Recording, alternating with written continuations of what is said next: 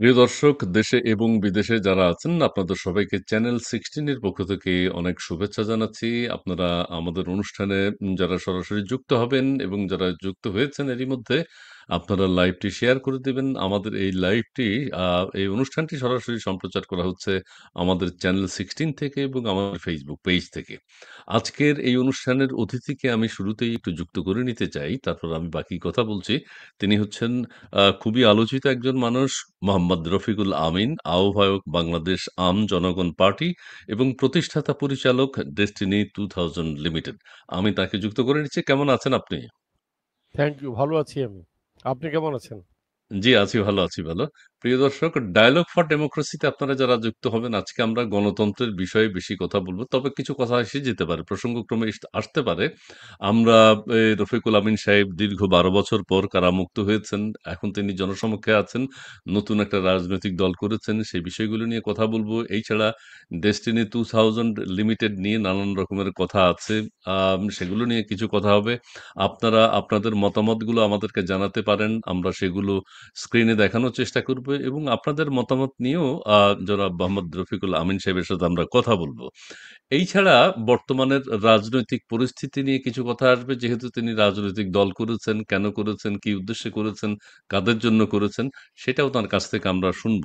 আর সবচেয়ে বড় কথা হচ্ছে ডেস্টিনি 2000 লিমিটেড নিয়ে যেসব কথা বাজারে প্রচলিত আছে, সেগুলো শুনতে চাইব। গ্রাহকদের বর্তমান অবস্থা কি, সেটাও জানতে চাইব। সেটা তিনি ব্যাখ্যা করবেন আমাদের সামনে, আশা করছি। প্রথমেই আপনাকে চ্যানেল 16 এর পক্ষ থেকে স্বাগত জানাচ্ছি। আপনার সুস্বাস্থ্য কামনা করি। আপনার শারীরিক কিছুটা অসুস্থতার কথা শুনেছি। সেটির এখন কি অবস্থা? যদি আপনার কোনো আপত্তি না থাকে একটু বলতে পারেন। আমার আসলে এই দাঁতে কিছু প্রবলেম হয়েছে। আমার কয়েকটা দাঁত জেলে থাকতে আমাকে অ্যা ট্রিটমেন্টটা করা হয়েছে কিন্তু ওইভাবে আপ টু দ্য মার্ক হয়নি এবং দাঁতগুলা নষ্ট হয়ে গেছে।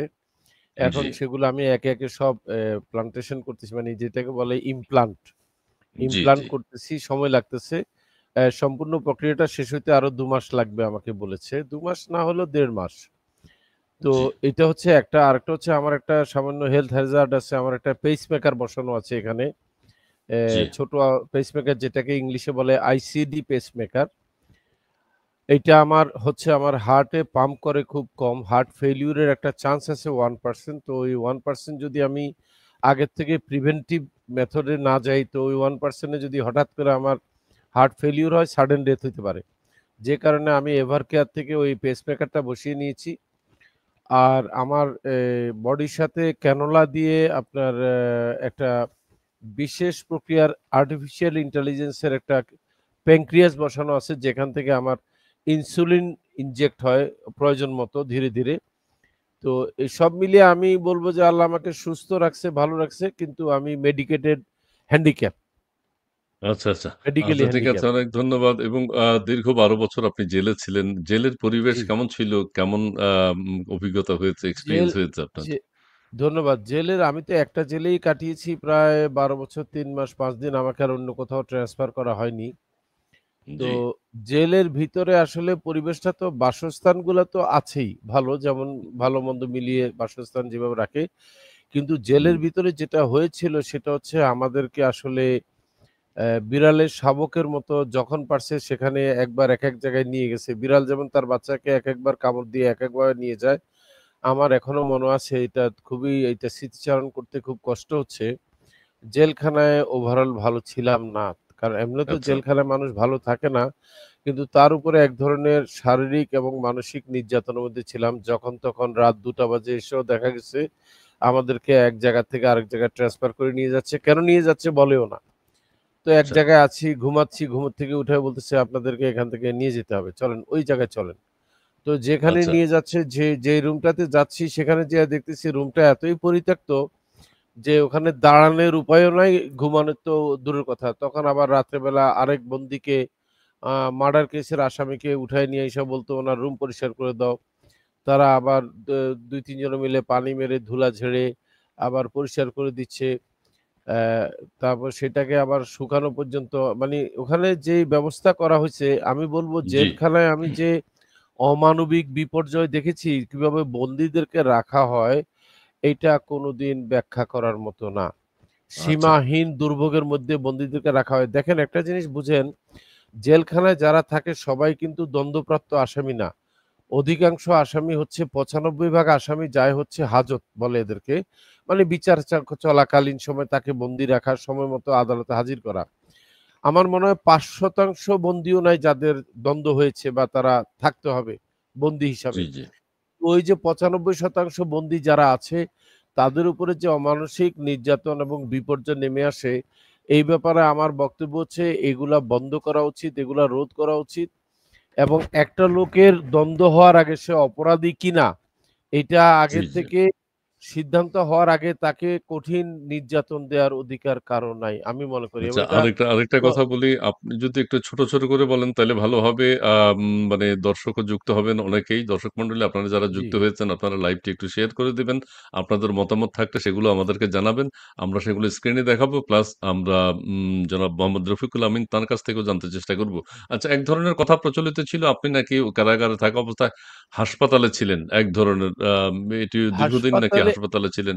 না, দীর্ঘদিন মানে কি, আমার তো হেলথ হ্যাজার্ড ছিল, হার্ট অ্যাটাক হয়েছে, রিং বসেছে, আর আমার কন্টিনিউয়াসলি ইয়ে ছিল আপনার ডায়াবেটিকের ইয়ে ছিল, আনকন্ট্রোল ডায়াবেটিক ছিল। তো হাসপাতাল বলতে যেটা বোঝাচ্ছে এটা রং। হাসপাতাল নয়, হাসপাতালের মধ্যে একটা সেল আছে যেটাকে বলে প্রিজন সেল। জি। আপনি যদি সেই প্রিজন সেলের দৃশ্য যদি এখনো ক্যামেরা দিয়ে নিয়ে ধারণ করে নিয়ে আসেন, সেখানে কোনো রুগী বাস করার মতো পরিবেশ নাই। এবং আচ্ছা। সেটাও কিন্তু মানবেতর জীবনযাপনের মধ্যে জাস্ট একটা খাট দিয়ে, একটা বালিশ দিয়ে, একটা তোশক দিয়ে, এবং জানালাগুলার কোনো প্রোটেকশন নাই।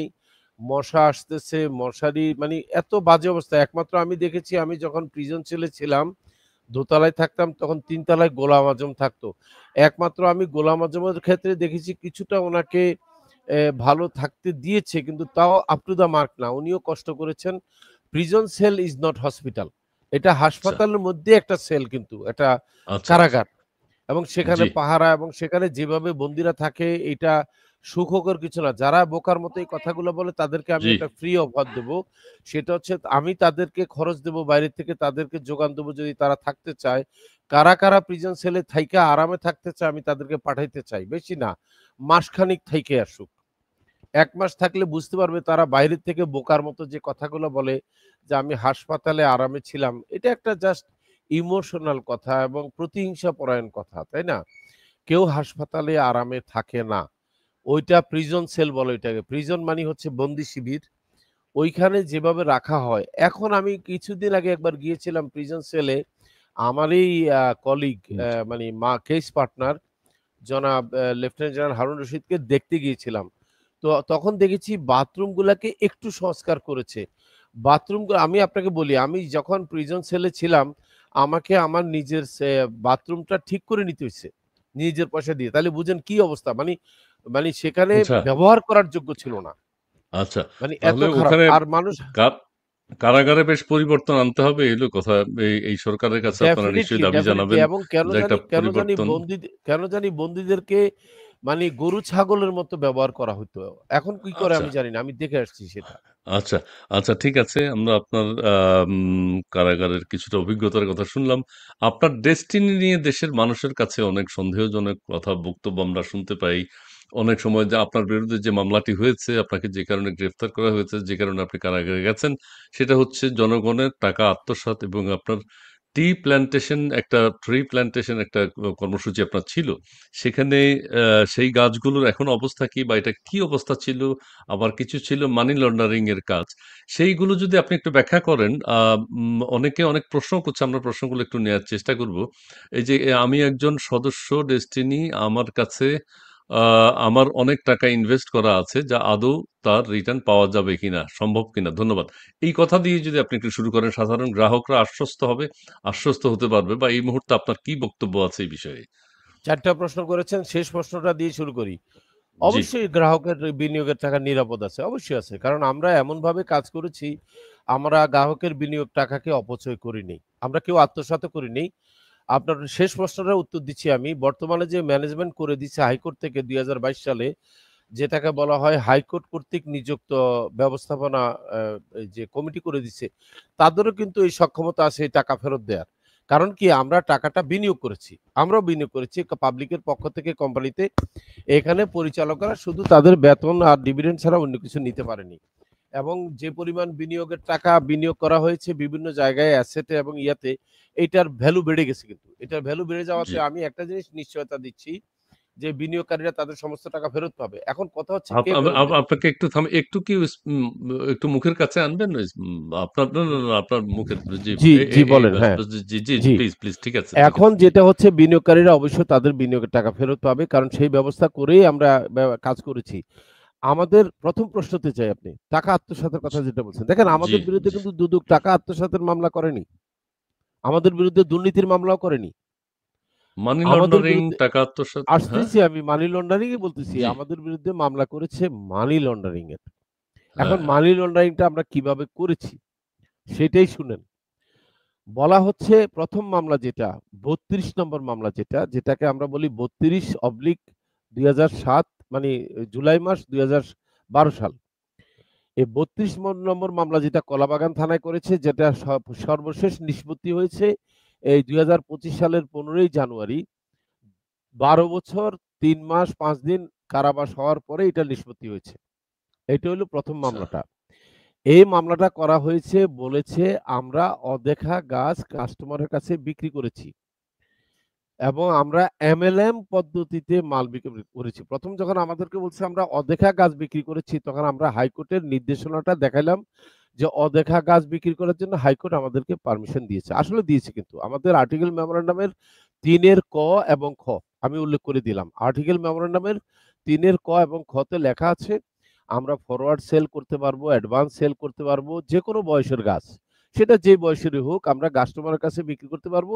শুধু শর্ত দিয়েছে একটা, যেটা ক্ষয় বলছে, আমাদেরকে এই গাছ বিক্রি করার পরে গ্রাহকের মালিকানার জন্য একটা সনদপত্র দিতে হবে এবং নির্দিষ্ট সময় পার হওয়ার পরে, দ্যাট ইজ ১২ বছর আর কি। ১২ বছর পার হওয়ার পরে আমাদের যে কমিটমেন্ট থাকবে লভ্যাংশের, সেই লভ্যাংশ সহ তাদের বিনিয়োগের টাকা ফেরত দিতে হবে। সেই লভ্যাংশটা কত? গাছ প্রতি ৳২,০০০। এইটা খ। তো ৩ এর ক এবং খ। এইটা নিয়েও কিন্তু দুদকের অভিযোগ ছিল না। দুদকের অভিযোগ কিন্তু অন্য জায়গায়। আমরা গাছগুলা বিক্রি করেছি এমএলএম পদ্ধতিতে এবং এমএলএম পদ্ধতি হচ্ছে বিশ্বের মধ্যে অবৈধ পদ্ধতি। যেহেতু খেয়াল করেন কিন্তু মানি লন্ডারিং কিভাবে ঢুকাইছে তারা। যেহেতু অবৈধ পদ্ধতিতে আমরা গাছ বিক্রি করেছি, তার মানে আমাদের সংগ্রহের টাকাটা হচ্ছে অবৈধ। আর এই অবৈধ টাকা দিয়ে আমরা আরো ৩০ টা কোম্পানি করেছি, সম্পত্তি কিনেছি, আমরা বেতন ভাতা নিয়েছি, ডিভিডেন্ড নিয়েছি। তাই অ্যাকর্ডিং টু মানি লন্ডারিং ল, যেকোনো উৎস থেকে অবৈধ টাকা আসলে এটা যত জায়গায় লেয়ারিং হবে এটা মানি লন্ডারিং। আচ্ছা, এই এখানে হচ্ছে একটা কথা বলি, মানি লন্ডারিং এইটা হচ্ছে যে একটা কথা, আপনার গ্রাহকরা কি সন্তুষ্ট আছে? আপনি যে গাছের জন্য এত টাকা নিয়েছেন সেই টাকাটা কি তারা কোনো লভ্যাংশ তারা পেয়েছে? বা বর্তমানে গাছগুলোর অবস্থা কি? আমাদের তো গাছগুলো কি আদৌ আছে আমাদের তো কিনা? লভ্যাংশ দেওয়ার সুযোগই দেয়নি। আমরা তো গাছ বেচা বিক্রি করা শুরু করেছি ৮, ৯, ১০, ১১, ১২। ১১ পর্যন্ত বিক্রি করেছি। আমরা তো এরপরে ১২ থেকে আমাদেরকে জেলে ঢুকিয়ে, আমাদের সমস্ত ব্যাংক অ্যাকাউন্ট লক করে দিয়ে, আমাদেরকে সমস্ত অ্যাকাউন্ট বন্ধ করে, ব্যবসা বন্ধ করে দিয়ে, আমাদের তো গাছ রোপণ করতে দেয়নি। ১ কোটি গাছ রোপণ করছি মাত্র আমরা ১১ সাল পর্যন্ত। আমাদের গাছ রোপণ করার টার্গেট ছিল ৫ কোটি। আমরা রোপণ করেছি মাত্র ১ কোটি। বাকি ৪ কোটি গাছ রোপণ করার আগেই আমাদেরকে কি করেছে? জেলে নিয়ে গেছে। আমাদের অ্যাকাউন্ট বন্ধ করে দিছে। কর্মচারীরা বেতন না পাইয়া বাগান পাহারা দিয়ে ছাড়া দিয়ে চলে গেছে। এরপরে বাকি যে অপরাধটা করেছে দুদকের ওই ২ কর্মকর্তা, আচ্ছা, সেই তারা ১ কোটি দাঁড়িয়ে, গাছের কি অবস্থা বর্তমানে? সেই ১ কোটি সেটাই গাছের কি বলতেছি, অবস্থা? সে ১ কোটি জি। গাছের পাহারা দেওয়ার ব্যবস্থা করেন নাই বাদীপক্ষ। অধিকন্তু ওনারা কি করেছেন? সেই গাছগুলা দাঁড়িয়ে থেকে কেটে মানে কি বলবো? অপরিপক্ক গাছগুলাকে কেটে ওনারা নিয়ে যাওয়ার জন্য, লুটতরাজ করার জন্য সহযোগিতা করেছেন। আপনি বলবেন কিভাবে জানি? আমাদের বিনিয়োগকারীরা, স্থানীয় বিনিয়োগকারীরা এগুলার ভিডিও করে রেখেছে, ছবি উঠিয়ে রেখেছে। আমাদের বিরুদ্ধে তো অ্যাকচুয়ালি মানি লন্ডারিং তো একটা নাটক। আমাদের বিরুদ্ধে মানি লন্ডারিং। উদ্দেশ্য হচ্ছে যেটা সেটাই বলে দেই আগে। আমাদেরকে যখন অ্যারেস্ট করে নিয়ে গেল, যখন রিমান্ডে রাখছে, আমাদেরকে ২ টা অফার দিয়েছে দুদকের কর্মকর্তারা। একটা বলেছে, "আপনারা এই দেশ ছেড়ে চলে যান, আপনাদেরকে এয়ারপোর্টে নামায় দিয়ে আসি।" আপনারা আমাদের জন্য একটা সমস্যা তৈরি করেছেন। এত লোক আপনাদের পিছনে কেন? এত লোক নিয়ে কেন ব্যবসা করছেন? আপনাদের মতলব কি? আপনারা কি এইভাবে বলছে শব্দগুলো, আপনারা কি দেশ চালাবেন নাকি? আমরা বলছি আমরা দেশ চালাবো কেন? আমরা ব্যবসা করতেছি। এত লোক আসছে কারণ মানুষ এখানে অপরচুনিটি খুঁজতে আসছে। না এত লোক রাখা যাবে না। আপনারা চলে যান, আপনাদেরকে এয়ারপোর্টে নামায় দিয়ে আসবো। তখন বললাম যে, "এয়ারপোর্টে যে নামায় দিয়ে আসবেন, পরের দিন মিডিয়াকে কি বলবেন?" আমরা কই? বলব যে, "আমরা পুলিশের কাস্টডি থেকে পালায়ে গেছেন শাহবাগ থানার। আমরা ১০-১২ জন কনস্টেবলকে সাসপেন্ড করে দেব, ওসি কে ক্লোজ করে দেব।" তখন আমি বলছি, "এই ধরনের কথা আর কতজনরে বলছেন? কতজনকে এই ধরনের এয়ারপোর্টে নামায় দিয়ে আসছেন?" বলে, "কেন?" আমি বলছি, "হবে না। আমরা হয় ন্যায় বিচার চাই অথবা আমরা এয়ারপোর্টে যাব না। আমাদেরকে নাজিমুদ্দিন রোডের জেলখানায় নামায় দিয়ে আসেন।" এইটা গেল ১ম দিন অফার দিল রিমান্ডের। ২য় দিন বলল যে, "আমরা আপনাদের জন্য ভালো অফার আনছি।" ঠিক আছে কানাডা যাবেন না বুঝলাম। আপনারা ডেস্টিনি ২০০০ সহ কয়েকটা কোম্পানি বন্ধ করে দেন। আমরা বললাম যে, "এই কোম্পানি বন্ধ করলে ৪৫ লক্ষ লোক বেকার হয়ে যাবে। এতগুলা টাকা ইনভেস্টমেন্ট আছে। এই ইনভেস্টমেন্ট গুলা রিটার্ন পাওয়া যাবে না। মানুষ রাস্তায় বসে যাবে। রাস্তায় বসে গেলে এই লোকগুলা ভোট দেবে না আওয়ামী লীগকে।" বলে, "আমরা আওয়ামী লীগের ভোটের চিন্তা করি না। আপনি কোম্পানি বন্ধ করবেন কিনা বলেন?" আমরা বলছি, "না সম্ভব না। কোম্পানি বন্ধ করা যাবে না। আমরা এমন কোনো অপরাধ করি নাই।" যে বলতেছে যে, "আপনারা অপরাধ করছেন কিনা এটা আমাদের দেখার বিষয় না। আপনারা সরকারের মাথা ব্যাথার কারণ হয়ে গেছেন। আর নাইলে এক কাজ করেন, গণভবনে যোগাযোগ করেন। গণভবনে যোগাযোগ করে তাদেরকে সন্তুষ্ট করেন, আমরা মামলা উঠায়ে নেব।" তো আমরা বললাম, হুম, হুম, হুম, আমরা তো হুম। বিদেশে কোনো টাকা পাঠাইনি। জি। আমরা তো বিদেশে কোনো টাকা পাঠাইনি। তো আপনারা আমাদেরকে মানি লন্ডারিং বলছেন কেন? বলছে, "আপনাকে কে বলছে আমরা মানি লন্ডারিং এর মামলা করছি?" আমরা মামলা করেছি মানি লন্ডারিং প্রতিরোধ আইন ২০০৯, ২০১২ র অধীনে অফেন্স। মানে মানি লন্ডারিং হুম। প্রতিরোধ আইন। আমরা মানি লন্ডারিং করেছি এটাও তারা বলতেছে না। তারা বলছে, "আমরা তো বলি নাই। আপনারা বিদেশে টাকা পাঠাইছেন।" আমরা বলছি, "আপনারা যে অপরাধ করেছেন সে অপরাধটা সংগঠিত হয়েছে মানি লন্ডারিং প্রতিরোধ আইন, মানি অ্যান্টি করার মানে মানি লন্ডারিং প্রিভেনশন ল বলছে। ২০০৯ এবং ২০১২। তো আমরা বললাম, "আমরা অপরাধ তো সব করেছি ১১ সালের মধ্যে আপনাদের কথা অনুযায়ী। তো ১২ র মধ্যে ঢুকাচ্ছেন কেন?" বলে, "৯ দিলে আপনাদের সাজা হয় মাত্র ৭ বছর। তাই আপনারা যাতে জীবনেও বেরোতে না পারেন এইজন্য আমরা আপনাদেরকে ১২ আনিয়ে দেব।" আমরা বললাম, "কেন জীবনে বেরোতে পারব না?"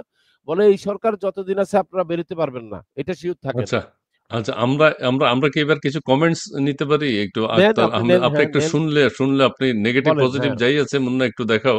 তাহলে বলেন, উনি হ্যাঁ, বক্তব্য বলেন, দিবেন এবং জনগণকে আশ্বস্ত করা উনার দায়িত্ব উনি সেটা করবেন। আম বলেন। জুপিটার বলছেন ভিত্তিহীন কথা বাদ দিন। জনাব রফিকুল ইসলাম তিনি বলেছেন ভিত্তিহীন উনি তো কথা। আমার নামও জানে না। আমার নাম তো রফিকুল ইসলাম না, রফিকুল আমিন। উনি রফিকুল আমিন নিজেই আচ্ছা, ভিত্তিহীন হ্যাঁ, উনি আচ্ছা, নিজেই জানেন না আমার নাম। আমার আচ্ছা। সম্বন্ধে উনি জানবেন কি? হুম। তুষি বিশ্বাস উনারা আবার চালু করছেন না কেন? মানে ডেস্টিনি তো চালুর আবার কার্যক্রম চালু করার জন্য আমাকে তো ম্যানেজমেন্টে আমি তো বারবার বলে আসছি, আমাকে ম্যানেজমেন্টে দায়িত্ব দেয়া হোক। আমাকে দায়িত্ব দিয়ে ব্যাংক অ্যাকাউন্ট খুলে দিয়ে আমার লাইসেন্সটা রিনিউ করে দিক, আমি চালু করে দেব যেকোনো সময়। আমাকে কেন ম্যানেজমেন্ট থেকে বাদ দেওয়া হলো ষড়যন্ত্র করে ২০২২ সালে এবং এখন সেই এখন থেকে আপনি দায়িত্বে নেই। আমাকে ২০২২ সাল থেকে দায়িত্বের বাইরে রাখছে। ২২ সালের সেপ্টেম্বর থেকে। এখন ডেস্টিনি চালাচ্ছে যিনি উনার নাম হচ্ছে প্রশান্ত বড়ুয়া ব্যারিস্টার। উনি সরকার কর্তৃক দেয়া চেয়ারম্যান। উনি ডেস্টিনির চেয়ারম্যান এখন। উনি আমার দৃষ্টিতে উনি আমার সাথে যে ভালো ব্যবহার করেছে, আমি উনাকে অবশ্যই ভালো লোক বলব। কিন্তু কথা হচ্ছে উনি তো থার্ড পার্টি চালাতেছেন। উনি তো আমাদের কেউ না। তা আপনি যে আচ্ছা ঠিক আছে মুন্না আর কিছু কমেন্টস একটু দেখো আমরা উনি উনার মতো একজন কুখ্যাত অপরাধীকে কিভাবে লাইভে আনলেন? আমরা সেটা এটা সেই আদালত না আপনি জিজ্ঞেস করেন কুখ্যাত অপরাধী কোন সেন্সে? অপরাধের ধারা কোনটা? ফৌজদারি কোন অপরাধে কুখ্যাত হয়েছে সেটাই। আমি আপনাকে একটা কথা বলি এখানে, হ্যাঁ? এখানে আপনি পাবেন হলো বেশি না ২০ থেকে ২২ জন আমাদের বিনিয়োগকারী আছে। যারা অনলাইনে খুবই সক্রিয় এবং এরা হচ্ছে কি স্বৈরাচারী সরকারের দোসর কিন্তু। আপনি মনে করেন না যে স্বৈরাচারী সরকার চলে গেছে আর সাথে করে সব বান্ডেল নিয়ে চলে গেছে। স্বৈরাচারী সরকারের দোসররা যখন দেখছে যে আমি মুখ খুলছি স্বৈরাচারী সরকারের বিরুদ্ধে, এদের তো গাত্রদাহ হওয়ার কথাই। এরা তো পছন্দ করবে না। আপনি কি মনে করেন ডেস্টিনিতে সবাই কি একই গ্রুপের লোক কাজ করে? নো। এখানে সব দলের, সব মতের নাস্তিক, আস্তিক, দুর্নীতিবাজ, ক্রিমিনালও আছে এখানে আমাদের বিনিয়োগকারী। আপনি মনে করেন ক্রিমিনালরা বিনিয়োগ করে নাই, তো তারা কি রাতারাতি ভালো হয়ে গেছে? কোনদিন না। আচ্ছা, আচ্ছা এখন আমরা একটা সলিউশন এর দিকে আসি। অনেকে অনেক কথা বলছেন, মুন্না তুমি দেখাইতে হুম। থাকো, কমেন্টস গুলো চলুক। কমেন্টস নিয়ে সব কথা বলা যাবে না। কিন্তু আপনি এখন ডেস্টিনিতে কিভাবে ইন করবেন? গ্রাহকরা কিভাবে আশ্বস্ত হবে যে তাদের টাকাগুলো আমি তারা ফেরত ডেস্টিনিতে পাবে? অথবা আমি ডেস্টিনি ওই যে বললাম আমি ডেস্টিনিতে ইন করার ২ টা রাস্তা আছে। একটা হচ্ছে যে বর্তমান চেয়ারম্যান যার কথা বললাম, ব্যারিস্টার প্রশান্ত বড়ুয়া। উনার সাথে আমার মাঝে মধ্যে কথা হয়। ভদ্রলোক আমাকে লন্ডন থেকে ফোন করেন। কারণ উনি দেশে নাই। উনি বিদেশে বসে ডেস্টিনি পরিচালনা করছেন। তো উনি আমাকে যেটা বলেছেন যে উনি বোর্ড মিটিং কল করবেন, বর্তমান বোর্ডকে অফার দিবেন যে ডেস্টিনি চালাইতে হইলে আমাকে তাদের প্রয়োজন আছে। কারণ মানুষের টাকা ফেরত দিতে হলে আমি জানি কিভাবে ফেরত দিতে হবে। জি, জি, জি, আমি একজন জানি বলছে কোথায় আমাদের কিভাবে টাকার দিতে হবে। দয়া করেন। একজন কি যেন বলল? মুন্না এর হ্যাঁ, আগেরটা কি কিন্তু যেন? এখন প্রশ্ন হচ্ছে, এখন কথা হচ্ছে জি। আ আমাকে তো ম্যানেজমেন্টে আইনে বলতে হবে। আমার বিরুদ্ধে ৳৪০০,০০,০০,০০০ অর্থদণ্ড দিয়ে বলছে। এটা ভুল। আমার বিরুদ্ধে অর্থদণ্ড দিয়েছে ১ম মামলায় ৳২০০,০০,০০,০০০ এবং সেটা আমি হাইকোর্টে আপিল করার পরে সেই দ্বন্দ্ব হাইকোর্ট রহিত করে দিয়েছে। এখন আমার দ্বন্দ্ব যখন হাইকোর্ট রহিত করে দিয়েছে, এখানে তো আর আমাকে ক্রিমিনাল বলা যাবে না। একটা জিনিস দেখেন, আমাদের বিগত সরকারের আমলে এমন লোকও আছে যারা ফাঁসির আসামি ছিল। কয়েকদিন আগে তো তারা খালাস পেয়ে গেছে নাকি? তাদের তো রায়ও ক্লিয়ার হয়ে গেছে। এখন কথা হচ্ছে এটা সময়ের ব্যাপার। আমাকে বিগত সরকারের আমলে ৪০০ কোটি কেন ৪,০০,০০,০০,০০০ টাকা মনে করেন দণ্ড দিয়েছে। বাট সেটা তো আমি যখন হাইকোর্টে আপিল করেছি সে দ্বন্দ্ব রহিত হয়ে গেছে এবং আমাকে জামিন দিয়েছে কিন্তু। যে মামলায় আমাকে ১২ বছরের সাজা দিয়েছে সে মামলা হাইকোর্ট আমাকে জামিন দিয়েছে। তো এখন আমার কথা হচ্ছে যখন জামিন দেওয়া হয়, অর্থদণ্ড রহিত হয়, আপনাকে বুঝতে হবে জজ কোর্টে কোনো দ্বন্দ্ব দেওয়ার অর্থ চূড়ান্ত নয়। যতক্ষণ না আপনি আপিল বিভাগ থেকে আপনার ইয়ে হয়, বহাল থাকে ততক্ষণ আপনি কাউকে ক্রিমিনাল বলতে পারেন না, অপরাধী বলতে পারেন না। আচ্ছা, আম আমি মামলা করি না কেন বলতেছে? আমি মামলা করব কিভাবে? আমার কার বিরুদ্ধে মামলা করব? সরকারের বিরুদ্ধে? আমি দুদকের বিরুদ্ধে মামলা করব? দুদকের আইনে কি লেখা আছে আপনি জানেন? যিনি এই না কথাটা সেই বলতেছে অর্থে সেই অর্থে বলেছেন সম্ভবত। আপনি যদি ভিকটিম হয়ে থাকেন তাহলে আপনিও তো এটার বিরুদ্ধে মামলা করতে পারেন। আপনার আসেন বিরুদ্ধে যদি সেটাও অপরাধ বলি, করা থাকে। সেটাও বলি। মানি লন্ডারিং এবং দুদকের আইনে কি লেখা আছে জানেন? একটা ধারা আছে কিন্তু ২৬ নম্বর ধারা বোধহয় খুব সম্ভবত। যে দুদকের কোনো অফিসার যদি কারো বিরুদ্ধে মামলা করে সে যদি ক্ষতিগ্রস্ত হয়, তাদের বিরুদ্ধে মামলা করা যাবে না। দায় মুক্তি আইন আছে। কি বুঝলেন? কালো আইন কিন্তু। ও! দায় মুক্তি আইন আছে যে এদের বিরুদ্ধে কোনদিন আমি কোনো আদালতে মামলা করতে পারব না। এই আইনটাই তো সংস্কার করতে হবে। বুঝেন না কেন? দুদকের আচ্ছা, আইন যদি আপনি দেখেন অবাক হয়ে যাবেন দায় মুক্তি আইনটা কিভাবে দেয়? কারণ কি দুদকের লোকেরা সব ফেরেশতা ছিল? এই যে এই আইনটাকে নিয়ে চ্যালেঞ্জ করে রিট করতে হবে। যে না এই ধরনের দায় মুক্তি দেয়া যাবে না। যখন তাদের কোনো কর্মকর্তা দ্বারা উল্টাপাল্টা মামলা করে ক্ষতিগ্রস্ত হয়, ক্ষতিপূরণের মামলা করার অধিকার সেই ভিকটিমের থাকতে হবে। আমার তো নাই। আমাকে তো আগে ইয়ে করতে হবে। আইনটাকে রেক্টিফিকেশন করার জন্য আমাকে আগে রিট করতে হবে যে এই আইন কালো আইন, এটা অচল, এটা রাখা যাবে না। কেন আপনি জানেন না আচ্ছা এই ধরনের অনেক কালো আইন অনেক ছিল আইন তো। আছে। এই যে আচ্ছা ডিজিটাল এখানে আমি সিকিউরিটি এখন আইন আরেকটা আরো কথা অনেক আইন বলি। ছিল। হ্যাঁ, বলেন। আপনি তো এখন কারাগার থেকে বেরিয়ে এসছেন। জি। এখন আপনার ডেস্টিনি ফেরত পেতে বা ডেস্টিনির বর্তমান যে অবস্থান সেটা আপনার আয়ত্তে আনতে অসুবিধা আছে কোথাও? কোনো আইনি ব্যাখ্যা আছে এর? আইনি ব্যাখ্যা হচ্ছে আমাকে কোর্ট মাননীয় মহামান্য আদালত আমাকে সেই ম্যানেজমেন্টের দায়িত্ব দিয়ে বলতে হবে, "রফিকুল আমিন তুমি পাবলিকের টাকা ফেরত দেওয়া শুরু করো। এই তোমার অ্যাকাউন্ট খুলে দিলাম, এই তোমার প্রপার্টি তোমার কন্ট্রোলে দিয়ে দিলাম।" ব্যাস! আচ্ছা, তাহলে অ্যাকাউন্ট গুলো এখন বন্ধ আছে। তাহলে সবই বন্ধ। বিনিয়োগকারীদের আপনি সব সম্পত্তি বন্ধ এখনো আছে। পুলিশের কাস্টডিতে। সব সম্পত্তি, সব আচ্ছা, টাকা পুলিশের কাস্টডিতে। ডেস্টিনির কাছে কিচ্ছু নাই। আচ্ছা, বর্তমান বোর্ডের কাছেও কিচ্ছু নাই। বর্তমান বোর্ডও কিন্তু জাস্ট একটা ইয়ের মতো। কি বলবো এটাকে? একটা নাটকের মতো ড্রামার। আচ্ছা একটা তাদের একটা কাছেও নাটক। কোনো ক্ষমতা নাই। তাদের এখন কাছে কোনো ক্ষমতা নাই। বিনিয়োগকারীরা যারা আপনার কাছে টাকা ইনভেস্ট করেছে টি প্লান্টেশন আমার কাছে করে অথবা নাই। আমার কাছে করে নাই ভাই। ডেস্টিনির কাছে। হ্যাঁ, আমি আপনাকে অত্যন্ত হ্যাঁ, বিনয়ের সাথে বলতে চাচ্ছি। আমি কিন্তু ডেস্টিনির ওয়ান অফ দ্যা ডাইরেক্টর ছিলাম ১২ জনের মধ্যে এবং আমাদের ৪৯ জন হচ্ছে শেয়ার হোল্ডার। এরা ডেস্টিনি এদের কাছে যে মানি রিসিট আছে, মানি রিসিটে লেখা কিন্তু ডেস্টিনির নাম। রফিকুল আমিনের নাম নাই। তার মানে আমরা ডেস্টিনি। যখন অ্যাডমিনিস্ট্রেশনে ছিলাম, না আমরা আপনাকে তখন মিন করে আরকি ডেস্টিনিকে সবাই। টাকাটা আপনি রিসিভ আপনি এটার চিফ আমি এরকম বলি, মনে করা হয়। আমি আপনাকে পরিষ্কার ধারণা দেই। ধরেন বিগত সরকার যখন চায়নার সাথে, রাশিয়ার সাথে, ইন্ডিয়ার সাথে বিভিন্ন রকমের বাণিজ্য চুক্তি করেছিল বিদ্যুৎ, পারমাণবিক বিদ্যুৎ কেন্দ্র, ব্রিজ, তাই হুম, না? হুম, সেখানে হুম, তারা হুম। একটা দায় তৈরি করেছে। বলেন তো এই দায় শোধ করতেছে কে? বিগত সরকার না বর্তমান সরকার? এখন এই সরকার করবে। এক্সাক্টলি।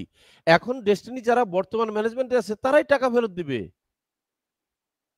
তাদের টাকা ফেরত দেওয়ার রাইটস আছে? তাদের বললেন তো অ্যাকাউন্ট ট্যাকাউন্ট অবশ্যই সব বন্ধ তাদেরকে সে আছে। ক্ষমতা দিয়েছে। তাদেরকে দিয়েছে তো। আমি তাদের রায়ের কপি পড়েছি।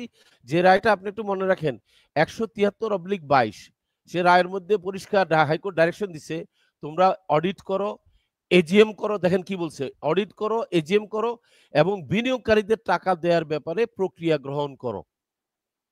এদেরকে ডাইরেকশন দিয়েছে, আমাকে দেয়নি। সেখানে আপনার তাহলে ১৭ জন আছে। তাহলে গ্রাহকরা ১৭ জন। কিভাবে আশ্বস্ত হবে? তারা তো এক ধরনের এখন একটা ইয়ের মধ্যে আছেন। গ্রাহকরা আশ্বস্ত করতে হলে একটা সহজ রাস্তা আছে। আমি গ্রাহকদের মাধ্যমে, আপনাদের মাধ্যমে মহামান্য আদালতের কাছে আবেদন করতেছি, মাননীয় সরকার প্রধানের কাছে আবেদন করতেছি, আমাকে ডেস্টিনির এই ব্যবস্থাপনা বিভাগে দায়িত্ব দেয়া হোক, আনা হোক। এনে আমাকে বলা হোক, "তুমি মানুষের টাকা ফেরত দেওয়ার জন্য প্রস্তুতি নাও। এই ব্যাংক অ্যাকাউন্ট খুলে দিলাম। সম্পত্তিও তোমাদের কাস্টডিতে দিলাম। তোমরা করো।" আমরা দিতে পারব তো। ভাইয়া আমরা কোন টাকা নষ্ট করি না। একটা কথা আমি আগে পরিষ্কার আপনাকে একটা ধারণা দেই। ডেস্টিনির কোন শেয়ার হোল্ডার, কোন পরিচালক কোন দুর্নীতি করে নাই। কেউ এখান থেকে টাকা আত্মসাৎ করে নাই। সমস্ত টাকা আছে কি হিসাবে? ক্যাশ অথবা কাইন্ডে আছে। কাইন্ড মানে জমিতে আছে, আপনার বিল্ডিং এ আছে, ফ্ল্যাটে আছে, আবার বাগানে আছে, আর ক্যাশ আছে ব্যাংকে আছে। আমরা যোগ বিয়োগ করে দেখেছি আমাদের সম্পত্তির দাম কম বেশি এখন ৫ থেকে ৬,০০০ কোটি টাকা। অথচ আমাদের দায় হলো মাত্র ৩,০০০ কোটি টাকা। মাত্র ৩,০০০ কোটি টাকা দায় ২ টা কোম্পানি মিলিয়ে। তো এখন কথা হচ্ছে এই টাকাটা ফেরত দেওয়ার জন্য তো এই ব্যবস্থাপনা বিভাগকে তো ক্ষমতা দিতে হবে। আপনি যদি এই ব্যবস্থাপনা বিভাগে আমাকে দেন এবং আমাদের যে চেয়ারম্যান মোহাম্মদ হোসেন উনি এবং জেনারেল হারুন, আমরা সবাই যদি আবার আগের ব্যবস্থাপনা দায়িত্বে আসি, আমরা একসাথে বোর্ডে মিটিং করে সিদ্ধান্ত নেই, এদের টাকা ফেরত দেওয়া সম্ভব। এবং আমি একটা মজার ব্যাপার বলি, টাকা শুধু ফেরত দেওয়া সম্ভব নয় শুধু। এরা তো সমবায় সমিতিতে যে আমরা ১৪০০ কোটি টাকার মধ্যে ১৩৮১ কোটি টাকার বিনিয়োগ নিয়েছি শেয়ারে, এরা সবাই লাভবান হবে তো আগামী বছর। কারণ সমবায় সমিতিতে সম্পত্তি বেশি। আমি তো আগেও বারবার বলতেছি দেখেন আমরা কিন্তু টাকা আত্মসাতের এই মামলায় যাইনি। একজনে বলছে যে আমরা আপনার চেয়ারম্যান, এমডি ও ডাইরেক্টর কত করে সেলারি নিতেন? আচ্ছা, ঠিক আছে। আচ্ছা, সেটা আমরা জি। আমরা ৩০ টা কোম্পানির মধ্যে আমরা প্রায় ২৫ টা কোম্পানিতে ৳১ ও সেলারি নিতাম না। আমরা এগুলাতে ছিলাম জাস্ট কি বলবো নমিনি পরিচালক। আমরা কেন নিতাম না? কারণ আমরা যেহেতু অন্য কোম্পানিগুলা থেকে সেলারি পাই এবং আমরা এই যে বৈশাখীর কথাই যদি বলেন, বৈশাখীতে আমি সেলারি পাইতাম মাত্র ৳২,১৯,০০০। আপনার ইয়ের থেকে ডায়মন্ড বিল্ডার্স থেকে আমি বেতন পাইতাম এমডি হিসাবে মাত্র ৳২,০০,০০০। আমি তারপরে আরেকটা কোম্পানি আছে অ্যা ও স অ্যা সমিতির থেকে আমি ৳১,০০,০০০ ৳১ বেতন নিতাম না। অথচ সমিতির আমি চেয়ারম্যান ছিলাম। তো হুম, হুম। আমরা এই ৩০ টা কোম্পানি মিলিয়ে আমি নিজে জি। ব্যক্তিগতভাবে টোটাল সেলারি ড্র করতাম ৳১৪,০০,০০০ যেটার থেকে ৳৩.৫ লাখ উপরে সরকার নিয়ে যাইত ট্যাক্স। আমার কাছে হার্ডলি ৳১০,০০,০০০ সেলারি এবং ইয়ে থাকতো এতগুলা কোম্পানি মিলিয়ে। আর আমি জি, জি। দীর্ঘ ১১ বছরে ডেস্টিনি গ্রুপ থেকে ডিভিডেন্ড পেয়েছি কত জানেন? ৳৪.৫ কোটি। ১১ বছরে ভাগ করেন কত পাইছি। আমরা কিন্তু বেশি টাকা কেউই আয় করিনি। সবাই আপনার এই ১১ বছরে আপনার মানে ডিভিডেন্ড-টিভিডেন্ড, সেলারি-টেলারি মিলিয়ে ৫-৭ কোটি টাকার মতো আমরা পেয়েছি। আমরা কমিশন পেয়েছি বেশি। সেটা কি? আমি কিন্তু নিজে আবার একজন ডিস্ট্রিবিউটর। ওই যে বিনিয়োগকারীর মতো। আমিও বিনিয়োগ করেছি। আমি কত বিনিয়োগ সেখানে করেছি কমিশন বলি, পেয়েছেন। যারা এখন আপনাকে উল্টাপাল্টা কথা বলতেছে তারা কি জানে? আমি নিজে ব্যক্তিগতভাবে বিনিয়োগ করেছি ৳২,০০,০০,০০০। আমার বিনিয়োগের টাকাও আচ্ছা। আটকে আছে ডেস্টিনিতে। আমরাও বিনিয়োগ করেছি। আমিও কিন্তু পরিবেশক। আমিও সেখান থেকে কমিশন পেতাম। আমরাও কমিশন নিয়েছি। গাছের প্রমোশন আমরাও করেছি। এখন এই তথ্যগুলো কিন্তু সঠিকভাবে মিডিয়াতে আসেনি। দুদক যেভাবে তখনকার দুদকের পরিচালক যারা ছিল যে ২ জন এবং তাদের সাথে আরো ৩ জন ছিল। আমি বলব এই পরিচালকদেরকে বর্তমান দুদকের চেয়ারম্যান মহোদয়ের কাছে আমার আবেদন থাকবে, আপনি এদেরকে ডেকে এদের সমস্ত কিছু ইনভেস্টিগেশন করেন। এরা করাপ্টেড ছিল কিন্তু। এরা এই ৪-৫ আচ্ছা, জন কিন্তু ভালো লোক ছিল না।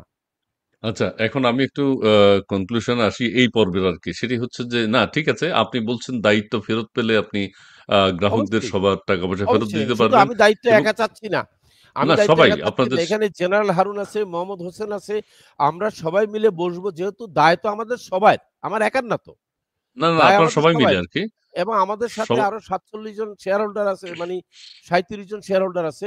তারাও থাকবে। আমরা তো সবাই মিলে বসে কাজ করলে এই শেয়ার হোল্ডাররাও জানে যে আমরা সেটার কি সম্ভাবনা আছে? সেটার সম্ভাবনা আছে? তাইলে ওই দেশের অনেক অবশ্যই মানুষ আছে, যারা ইনভেস্ট করেছে, বিনিয়োগ অবশ্যই করেছে আছে, ডেস্টিনিতে, অবশ্যই আছে, হ্যাঁ, অবশ্যই সম্ভাবনা আছে, আছে। অবশ্যই আছে। আপনারা কি সেটার এই যেমন চেষ্টা করছেন? হ্যাঁ, হ্যাঁ, অবশ্যই চেষ্টা করছি। এই যে কাকরাইলের জায়গার উপর এখনো মামলা চলমান আছে যে বলতেছে। এটা হলো কি মামলা হুম। জানেন? এটা আপনার খতিয়ান সংশোধনের মামলা, সিভিল মামলা। এই সমস্ত মামলাতে বাংলাদেশে ৫৫ লাখ মামলা আছে সিভিল মামলা এরকম জমি সংশোধনের। আমার একার নাই তো। আমরা যখন মনে করেন এই জায়গাটা কিনেছি তখন ভুলক্রমে এটা খাস খতিয়ান ১ হয়ে গেছে এবং আপনার বা সরকারের নামে হয়ে গেছে। আমরা এটা দলিল সংশোধনের মামলা করেছি চলতেছে। তারপর টি প্ল্যান্টেশনের টাকা কে দিবে? অবশ্যই টি প্ল্যান্টেশনের টাকা দেওয়ার সক্ষমতা টি প্ল্যান্টেশন কোম্পানির আছে। কারণ টি প্ল্যান্টেশন আচ্ছা, নামে ওই প্রচুর সম্পত্তি আছে কিন্তু। ১২ বছর ধরেন আপনাদের ডেস্টিনিতে ছিল। ডেস্টিনিতে হুম। টাকা কে দিবে ১২ বছর মেয়াদের। আচ্ছা, লাভ দেয়া এক্ষেত্রে যাবে না। তারা কোনো লাভ দেওয়ার ক্ষমতা নাই। আমি বলি কারণ লাভ দেয়া যাবে না কেন? ১২ সাল থেকে তো ২৪ সালে লাভ দেওয়ার কথা। এই ১২ বছর তো কোম্পানি বন্ধই ছিল। কিন্তু অরিজিনাল টাকা ফেরত দিতে পারবে। লাভ দিতে পারবে না। মূলধনটা তারা ফেরত হ্যাঁ, পাবে। অবশ্যই দিতে আচ্ছা, পারবে। যেমন আমরা আমি আমরা আপনাকে চাই একটা সেটা। এক্সাম্পল দেই। টঙ্গীতে জি। আমাদের শুধু টি প্ল্যান্টেশন নামে এক জায়গায় আপনি আছে হলো ৩০ বিঘা জায়গা। যে আচ্ছা। ৩০ বিঘা জায়গা থেকে মুনাফায় আসবে ১৫০০ কোটি টাকা। তাই না? আচ্ছা, অনেক ধন্যবাদ, অনেক ধন্যবাদ। আমরা চাই এটা তো বেশি বড় করা যাচ্ছে না। আপনাদের যদি সেই সদিচ্ছা থেকে থাকে আপনারা অবশ্যই টাকাগুলো দিবেন এবং গ্রাহকরা যাতে অবশ্যই ফেরত প্রতারিত না পাবে। হয় সেটাই আমি আপনারা শুধু চেষ্টা করবেন। আমি বিনিয়োগকারীদেরকে এইটুক রিকোয়েস্ট করব, আপনারা একটু বলেন। অপেক্ষা করেন। এই যে সরকারের কাছে আমরা যাচ্ছি, হাইকোর্টের কাছে যাচ্ছি, আদালতের কাছে যাচ্ছি। আমাদেরকে ইয়ে করে দিক, ম্যানেজমেন্টে আবার সম্পৃক্ত করে দিক। কারণ ২২ সাল থেকে কিন্তু আমি, মোহাম্মদ হোসেন, জেনারেল হারুন এরা সবাই কিন্তু ২২ সাল থেকে আউট এই বোর্ড থেকে। তাই আমরা ২২ সাল থেকে কিন্তু সেই স্বৈরাচারী সরকারের আমল থেকে। এখন আমাদেরকে নতুন করে সম্পৃক্ত করে আমাদেরকে দায়িত্ব দেয়া হোক। দায়িত্ব দিলে অবশ্যই আমরা দিতে পারবো। এগুলা তাহলে এই জানে না সরকার অনেকে। দিচ্ছে না, স্বৈরাচারী সরকার দেয় না। এই সরকার দিচ্ছে না কেন? দেরি করছে কেন? আচ্ছা আমি গ্রাহকদের এবার কথা বলি, চিন্তা করবে না? স্বৈরাচারী সরকারের আমলে যে সমস্ত মিড লেভেলের এবং বিভিন্ন লেভেলের যারা কর্মকর্তা ছিলেন তারা কি চলে গেছে স্বৈরাচারী সরকারের সাথে? যায়নি। তারা কি এখন সুবিধা এখন করতে পারছে কোন? অবশ্যই তারা আচ্ছা, ক্ষমতায় বসে আছে। এখন যে বর্তমান সরকার প্রধান যিনি আছেন, উনি যদি আমাদের প্রতি সদয় হন এবং উনি যদি নির্দেশ দেন যে ডেস্টিনির বিষয়টা কি তোমরা দেখো, কেন ডেস্টিনির সম্পত্তি এখনো তোমরা আটকায় রাখছো? কেন ব্যাংক অ্যাকাউন্ট আটকায় রাখছো যেখানে মামলা নিষ্পত্তি হয়ে গেছে? এটা নির্দেশ দিলে কিন্তু তখন তারা বাধ্য হবে আমাদের এগুলা ফেরত দিতে। প্রধান উপদেষ্টার সাথে আপনারা দেখা করেছেন? আমি চেষ্টা করেছি, সময় পাচ্ছি না। উনার সাথে দেখা করাটা আচ্ছা, খুব টাফ।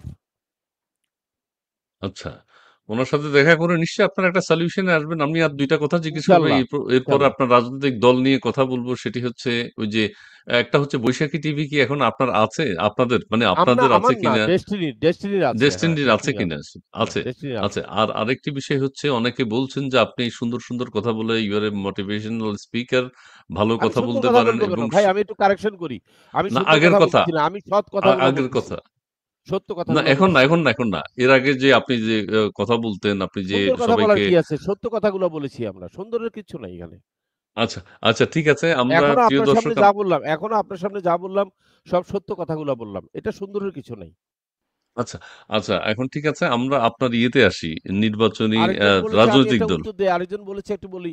বলছে বিনিয়োগের কাগজপত্র নষ্ট হয়ে গেছে সমস্যা নাই। সার্ভারে প্রত্যেকের আছে, ইনফরমেশন আছে। যাদের কাগজপত্র নষ্ট হয়ে গেছে তাদের কাছে আমার উপদেশ হলো আপনারা লোকাল থানায় একটা জিডি করবেন যে আপনার কাগজপত্র হারায় গেছে। এই বলে জিডির কপির সাথে আপনি একটা দরখাস্ত করে এই কথাটাই লিখবেন যে আমি অমুক সালে অমুক টাইমে আমি বিনিয়োগ করেছি, আমার শুধু মনে আছে আমার মোবাইল নাম্বারটা মনে আছে। কারণ কি এদের প্রত্যেকের কিন্তু ফাইল নাম্বার হচ্ছে মোবাইল নাম্বার। যদি বলে আমার আচ্ছা, তৎকালীন সময় এই মোবাইল নাম্বারটা ছিল, ওই মোবাইল নাম্বার ধরে ডাটাবেস থেকে ওনার সব তথ্য বাইর করা যাবে। আছে, ডাটাবেজে আছে সবকিছু এখন। হ্যাঁ, ডাটাবেজে আচ্ছা, আছে। আচ্ছা, ঠিক আছে। আমরা এবার অন্য প্রসঙ্গে যাই। সেটি হচ্ছে যে আ রাজনৈতিক দল করেছেন বাংলাদেশ আম জনগণ পার্টি। একসময় কি আমরা শুনেছিলাম এবং সেটার স্লোগান হচ্ছে শিক্ষা, সমতা, সুবিচার যেখানে আম জনতা পার্টি কি আমরা আম জনগণ ঘোষণাপত্রে বলেছি পার্টি। জি। হ্যাঁ, আমরা জি, বলেছি। হাঁটবে আমরা সেখানে। ঘোষণাপত্রে বলেছি, হ্যাঁ। জি, আমাদের ১ম আপনার। দফা হচ্ছে আমরা ন্যায় বিচার প্রতিষ্ঠা করতে চাই। জি, আচ্ছা, আইনের শাসন প্রথমেই প্রতিষ্ঠা করতে চাই। জি, বলেন। আইনের শাসন প্রতিষ্ঠা করার জন্যই আপনাদের এই রাজনৈতিক দল। জি। জি, আচ্ছা, প্রথম অবস্থায় একটা অন্য রাজনৈতিক দলের সাথে মিলে গেছে নামটা, বিশেষ করে আমজনতা পার্টি কি ছিল কখনো? আমজনতা পার্টি? আমজনতা পার্টি ছিল, সেখানে আমি বলি আমজনতা পার্টির আগে আমজনতা দল বলে একটা পার্টি হয়েছে। তো আমরা জি, তখন চিন্তা করলাম যেহেতু ওরা হচ্ছে আমজনতা দল, আমরা হচ্ছি পার্টি। যেমন মনে করেন দেখেন, বাংলাদেশে অতীতে রাজনৈতিক যদি প্রেক্ষাপট দেখেন, ছাত্র লীগ, ছাত্র দল, ছাত্র সমাজ, সব জায়গায় কিন্তু ছাত্র আছে। শুধু দল, লীগ আর সমাজ দিয়া তিনটা দলের অঙ্গ সংগঠন বোঝা গেছে, তাই না? তেমনি আমি চিন্তা করলাম যে আম জনতা, যে আপনার হ্যালো, হুম, হুম, হুম। আপনারা কি হ্যালো। আমাকে দেখছেন? আমি দেখছি জি, না জি। আমাকে। আমরা দেখতে পাচ্ছি, আমরা দেখতে পাচ্ছি। আমি হঠাৎ করে স্ক্রিন থেকে আমাকে বুঝতে, আমি একটু দেখি, হ্যাঁ এইবার দেখছি। জি, আম জি। জনতা, দেখেন আম জনতা, তারা হলো আম জনতা দল, আমরা হচ্ছি আম জনতা পার্টি, আরও আছে জনতার দলও আছে, আবার জনতা পার্টি বাংলাদেশও আছে। তো আমাকে ওই যে জনতার দলের যিনি তারেক সাহেব, উনি আমাকে কয়েক দফা ফোন দিয়ে রিকোয়েস্ট করছে যে আমি আপনার সাথে দেখা করতে চাই। বসলাম, আমরা ২ দফা বসেছি। বলছি দেখেন, আপনি আমার বড় ভাইয়ের মতো, আমি আপনাকে সম্মান করি, আপনি যদি আমার কথাটা রাখেন তাহলে আমি আপনাকে আজীবন সম্মান করব। আর যদি আপনি আমার কথা না রাখেন আমি আপনার গাড়ির সামনে সুসাইড করব, এভাবে বলতেছে। আমি বললাম কেন সুসাইড করবেন? কয় এই যে আপনি আম জনতার দল তো আর পার্টি যে করছেন এটা সামান্য ফারাক, এটাতে বোঝা যায় না যে আপনার একটা পার্টি আমার একটা পার্টি। আমি বলছি কেন, আমার যে নামের আগে বাংলাদেশ আছে, তোমার তো বাংলাদেশ নাই। তোমার হলো আম জনতার দল, আমার হচ্ছে বাংলাদেশ আম জনতা পার্টি, অনেক পার্থক্য। আমি বুঝাইলাম, যেমন দেখো বাংলাদেশে মুসলিম লীগও আছে, বাংলাদেশ মুসলিম লীগও আছে, আবার বাংলাদেশ সমাজতান্ত্রিক দলও আছে, আবার সমাজতান্ত্রিক দলও আছে। বলে না, এত কথা আমার বুঝাইতে যায় না, আপনি এখান থেকে সরে যান। আমি বললাম সরে গেলে কি করবা? আমি আপনাকে সম্মান করবো এবং আমি মনে করবো আপনি গণতন্ত্র চর্চা বিশ্বাস করেন। তো আমি দেখলাম সে সুন্দর কথা বললো। আমি বললাম তাহলে কি করা যায়? তখন দুইজনে মিলে পরামর্শ করে বললো যে আপনি জনতা থেকে সরে যান, আপনি জনগণ করেন, আমার দিকে তাকায়, আমি আপনাকে সারা জীবন রিসপেক্ট করবো, আপনার পায়ে ছুঁয়ে সালাম করবো, এটাও বলছে। তো আমি এটা নিয়ে আমার মহাসচিব যে ছিল তার সাথে আলাপ করলাম। তো ফাতিমা সে বললো যে দেখেন, আমরা যেহেতু রাজনীতি শুরু করতে গিয়ে একটা খটকা লেগে গেছে, তারাও বৈষম্য বিরোধী আন্দোলনে ছিল, আমরা এটা সমর্থনে আছি, সবাই আমরা একই গ্রুপের লোক, দরকার কি খামাখা ভেজাল করার জন্য, নাম দিয়া কাম কি, তাই না? আমরা একটু চেঞ্জ করে নেই। তখন আমরা সবাই মিলে একটা বোর্ড রেজলিউশন করলাম, মিটিং করে সিদ্ধান্ত নিলাম। আমাদের কেন্দ্রীয় কমিটি সবাই মিলে সর্বসম্মতিক্রমে সমর্থন দিল, ঠিক আছে আমরা আম জনতা থেকে সরে গিয়ে আম জনগণ পার্টিতে গেলাম। আর ওই যে আম যেটা সরেয়া যেটা বাদ দিছি, সেটা আমাদেরকে বাংলা একাডেমির একজনও বলছে যে আপনি সরিয়াটা কেন বেশি দিচ্ছেন। আমরা তখন বলছি এটা আলিফের টান বুঝাতে যায়, এক আলিফ টান, আম জনতা। বলছে না, এটা দরকার নাই, বাংলায় আপনাকে আরবি উচ্চারণ দিতে হবে, জরুরি না, আপনি শুধু আম জনগণ একসাথে লিখবেন, কারণ এটা একটা শব্দ। আপনি যদি আম আলাদা লেখেন তখন এটা হয়ে যাবে আম, আর আম জনগণ যদি একসাথে লেখেন তখন এটা একটা সম্প্রদায়কে বোঝাবে, এটা correct, you can do it. তো বাংলা একাডেমির সেই ভদ্রলোকের পরামর্শে আমরা তখন বললাম যে ঠিক আছে, আমরা এখনই শুদ্ধ করে নেই, সমস্যা নাই, যেহেতু সংশোধন করতেছি। তখন আমরা সরেয়াটা বাদ দিয়ে আম জনগণ একবারে করে নিছি, এবং খুশি হয়েছে, তারেক খুশি হয়েছে, আম জনতার দলও খুশি হয়েছে, তারা আমাদেরকে অভিনন্দন দিচ্ছে তাদের অনুরোধটা রাখার কারণে। তো আমরা চিন্তা করলাম দেখেন, গণতন্ত্র চর্চা শুরু করা উচিত নিজে থেকে আগে। এখানে আমরা মানুষের কথা বলতে আসছি, কারোর সাথে ঝগড়া করতে বিরোধ করতে আসিনি। এবং আমরা মনে করি আমরা একটা সঠিক সিদ্ধান্ত নিয়েছি, কারণ আমজনতা দলের যারা নেতা তাদের প্রতি আমার অনেক রিসপেক্ট, অগাধ শ্রদ্ধা, কারণ তাদের আন্দোলনের ফসলেই আমরা আজকে এই জায়গায় একটা জায়গায় আসতে পারছি। কারণ তারাও কিন্তু সেই স্বৈরাচারী সরকার বিরোধী আন্দোলনে থেকে একটা ভূমিকা রেখেছে, তাদের প্রতি আমার একটা শ্রদ্ধাবোধ তো এমনিই আছে।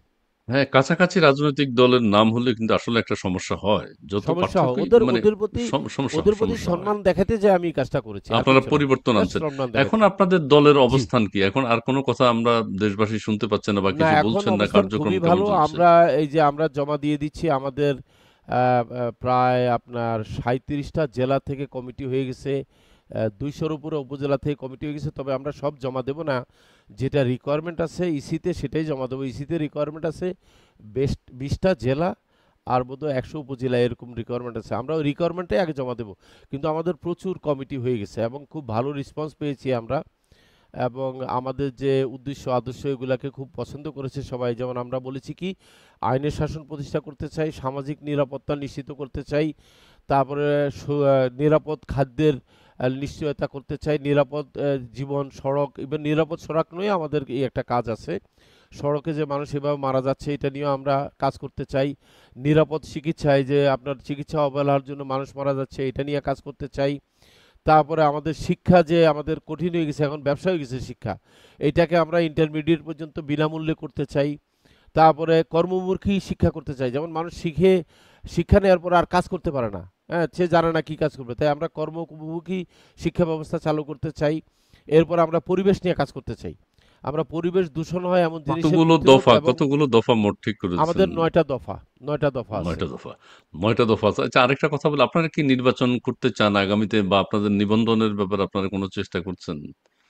আমরা তো নির্বাচন করতে নিবন্ধনের চান? জন্য জমা দিচ্ছি। নিবন্ধন হয়ে গেলে আমাদের সাথে যদি কারো মতাদর্শের মিল থাকে আমরা তাদের সাথে জোট করব। আর যদি দেখি কারোর জোট সাথে করতে আমাদের চান। মতাদর্শের খাপ খাচ্ছে না, তাহলে আমরা জি। এককভাবে নির্বাচন করব। সেখানে আমরা প্রার্থী দেব, যোগ্য প্রার্থীদেরকে নির্বাচনে যাওয়ার জন্য আমরা সহযোগিতা করব। এইটা হচ্ছে আচ্ছা, আমাদের পরিকল্পনা। বেশ। আচ্ছা, আপনার মামলাগুলো কি সব শেষ হয়েছে, বা আপনি কি নির্বাচন করতে পারবেন এরকম কোনো আমি বিষয়? নির্বাচন করব না। আমি নির্বাচন করব না নিজে, কিন্তু আমি মানুষকে নির্বাচন করার জন্য সহযোগিতা করব এবং যোগ্য প্রার্থী দেব যারা বিতর্কিত নয়, যারা ক্লিন ইমেজের, তাদেরকে আমরা এই দেব, আপনার ৩০০, সমর্থন দেব এবং ৩০০ আসনে কি আপনার জোট যদি হয়, বা আপনারা সেটা জোটে যাবেন? আর যদি জোটে জোট যাব। না হয়, আপনারা কি ৩০০ আসনে নমিনেশন দিতে পারবেন? আমরা সেটা এখনো সিউর না, নিশ্চয় না, নিশ্চিত না। কারণ আমরা আমাদের যে কেন্দ্রীয় কমিটি, স্থায়ী কমিটি আছে, আমরা বসে আলোচনা করে দেখব আমরা কোনটা পারবো। কারণ এখনো তো সময় আছে। আগামী এপ্রিল মাসে নির্বাচন হবে। আমাদের কাছে যথেষ্ট ভালো সময় না, আছে। এখন আমরা ফেব্রুয়ারির কথা বলা হচ্ছে। ফেব্রুয়ারির কথা বলা হচ্ছে এখন। ফেব্রুয়ারিতে এখনো ঘোষণা দেয়নি তো, ইলেকশন কমিশন দিলে সেটার জন্য আমাদের প্রস্তুতি আছে। আমরা প্রস্তুত, প্রধান আমরা দিতে উপদেষ্টা তো পারবো। লন্ডনে গিয়ে একটা সিদ্ধান্তে এসেছেন যে ফেব্রুয়ারিতে রোজার আগে হতে পারে। এই ধরনের হতে একটা পারে, কথা কিন্তু বলেছেন। ইলেকশন কমিশন যতক্ষণ ঘোষণা না, না দিচ্ছে আমরা নিশ্চিত নই। ঘোষণা দেয়নি এখনো। এপ্রিলেরটাও হ্যাঁ, ঘোষণা দেয়নি। আরেকটা জি। হচ্ছে যে, একজনের প্রশ্ন করেছে, আপনি কি আপনাকে একদম ক্লিন ইমেজের মনে করেন? যে হ্যাঁ, একটা রাজনৈতিক দলও আমি গঠন দাবি করছেন, করি, একজন আমি দাবি সৎ করি মানুষ, ক্লিন অনেস্ট ইমেজের। মানুষ। আমার আপনাকে মনে রাখতে হবে, আমি দাবি করি আমি ক্লিন ইমেজের, কারণ আমি তো জানি আমি ব্যক্তিগতভাবে কোনো অপরাধী করি নেই। আমাকে অপরাধীর তকমা দিয়েছে বিগত সরকার আচ্ছা, এবং তারা আমাকে অপরাধী বানিয়েছে তথাকথিত। দেখেন, বিগত সরকার বহু রাজনৈতিক নেতাকে ফাঁসিও দিয়েছে, কিন্তু লাইফ সাজাও দিয়েছে। তারা কি সেই অপরাধে অপরাধী ছিল? তারা কি এখন খালাস হয়নি? হয়েছে। এখন কথা হচ্ছে, আগে তো বিচার ব্যবস্থাই ছিল না, সব ছিল আপনার গণভবন ভিত্তিক। গণভবন যা নির্দেশ দিত, আইনমন্ত্রী সাহেব যা লিখে দিতেন তাইতেই হইতো। আমাদের যে আপনার যে রায়গুলো হয়েছে আমরা তো জানি, অফ দি রেকর্ড জানি আমরা, এগুলো আইন মন্ত্রণালয় থেকে লিখিত হয়ে আসছে যে এদেরকে আচ্ছা। এত দেওয়া। তাহলে আপনি আমাকে একটা জিনিস বলেন, এটা কি জি। কোনোদিন সম্ভব যে একটা মামলায় ১৯ জন আসামির কেউই কম অপরাধ করে নাই? এটা কি সম্ভব? সবাই এক সমান অপরাধ করেছে, এটা কি সম্ভব? কেন বলছি জানেন? এই যে ২০২৫ সালের ১৫ই জানুয়ারি যে মামলাটার রায় দেওয়া হয়েছে ১৯ জনকে, আপনি কি জানেন ১৯ জনকে সাজা দেওয়া হয়েছে কত বছর সবাইকে? কত প্রত্যেকের ১২ বছর? বছর। আচ্ছা, প্রত্যেকের ১২ বছর, প্রত্যেকের সমান প্রত্যেকের ১২ অপরাধ বছর ছিল। দেওয়া হয়েছে। তার মানে কি? আপনাকে বুঝতে হবে এটা কিন্তু পার্শিয়াল ইয়ে হয়েছে, ইম্পার্শিয়াল রায় হয়নি। ইম্পার্শিয়াল রায় হলে কারো ৭, কারো ৯, কারো ১০, কারো ১১, কারো ১২ হইতো, তাই না? দেখেন আচ্ছা, বোকার মতো কাজ করেছে তারা সবাইকে ১২ বছর সাজা দিয়ে। সবাইকে ১২ আচ্ছা। বছর সাজা দিয়েছে। কাউকে ছাড়েনি। এ এখন আমি তাই আবার না? আরেকটা তো প্রশ্ন করি। এতেই বিগত বোঝা যায়। সরকার যদি, না, বিগত সরকার যদি আপনাদের উপর অন্যায় করে থাকে, তাহলে এই সরকার নিশ্চয়ই আপনাকে যেহেতু মুক্ত করেছে, আপনি রায় পেয়েছেন, আপনার পক্ষে রায় গিয়েছে, এবং আমার পক্ষে রায় আপনাদের যায়নি তো। ডেস্টিনি, আমার পক্ষে রায় না, যায়নি তো।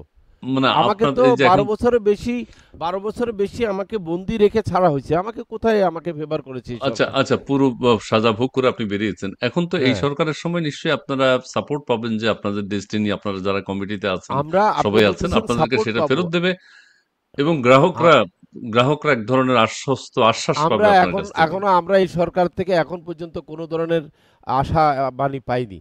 আমাদেরকে যে আমাদের প্রতি যে অন্যায় করা হয়েছে সে অন্যায়ের জন্য তারা সুবিচার করবে, এই ধরনের আশার বাণী আমরা পাইনি এখনো এই সরকারের পান থেকে। নাই। তাহলে এই না। সরকারকে আপনাদের কি মনে হচ্ছে? এই সরকারের যেমন ডেস্টিনির এত গ্রাহক আমি আছে। বলব যে এই সরকার আগের সরকারের চাইতে অনেক ভালো, অনেক ফেয়ার এবং গ্রহণযোগ্যতা আছে। এখন দেখতে হবে আপনাকে সরকারের দিকে তাকাইতে বলে। আমরা যখন সরকার বলি আমরা তখন সরকার প্রধানরে ভুল করে সরকার বলে বসে থাকি। সরকার প্রধান নিঃসন্দেহে ভালো মানুষ, উনি একজন নোবেল জয়ী মানুষ, কিন্তু ওনার সাথে যে বিভিন্ন লেয়ারে যে আপনার সরকাররা কর্মকারী আছে, আপনার second layer, third layer, fourth layer, fifth layer, এগুলো তো ওনার লোক না, এগুলো তো আগের সেট আচ্ছা, করা। উনি কি জি, সবাইকে জি। কি নিয়ন্ত্রণ করতে পারে? কোনোদিন না। একজন সরকার প্রধান সৎ হলেই কিন্তু অ্যাডমিনিস্ট্রেশন সৎ হয়ে গেছে বলার কোনো সুযোগ নাই। আচ্ছা, আচ্ছা, অনেক ধন্যবাদ। এবং আমাদের দর্শক মণ্ডলী অনেক প্রশ্ন করছেন। একজন নুরুল হক নূর হক, জিন্দাবাদ, ইনকিলাব জিন্দাবাদ, পিনাকি দাদা জিন্দাবাদ বলছেন। আচ্ছা, ঠিক আছে, বলেন। আর তারপরে মুন্না আর কে আছে? আরো অনেকেই আছেন। আমাদের ডেস্টিনির ব্যবসা মন্দা, আচ্ছা গাছের ব্যবসার চেয়ে বর্তমানে রাজনৈতিক ব্যবসা ভালো। এই যে সি রাজনীতি তো ব্যবসা না। খালিদ, রাজনীতি কি ব্যবসা নাকি? রাজনীতি না হচ্ছে অনেক, জনগণের পক্ষে কথা বলার একটা না ক্ষেত্র, একটা মঞ্চ। রাজগণের কিন্তু আমাদের মানে দেশে তো, আমাদের দেশে তো এটা ব্যবসা হিসেবে পরিণত হয়েছে। সবাই রাজনীতি করে আর কোনো ব্যবসা করে না। আমার মনে হয় না সব রাজনৈতিক দল ব্যবসা করে।